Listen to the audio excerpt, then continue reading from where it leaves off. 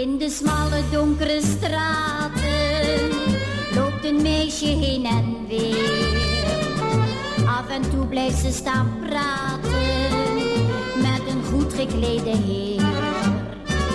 Dikwijls gaan ze samen verder, zij met een gemaakte lach, tot de nacht haar komt verlossen en ze vrij uithuilen mag.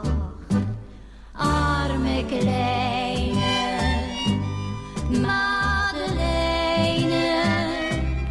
Madeliefje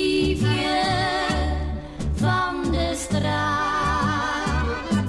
Nu zou jij wel anders willen, maar het is helaas te laat.